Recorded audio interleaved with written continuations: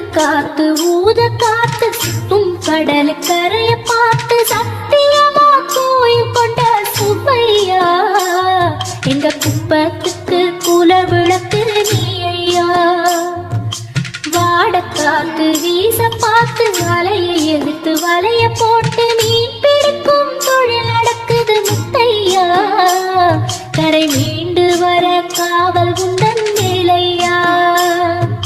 திருச்செந்தூர் ஆண்டவனே வேல் முருகா தினம் உனக்கு நன்றி சொல்வோம் ஆழ்மருகா.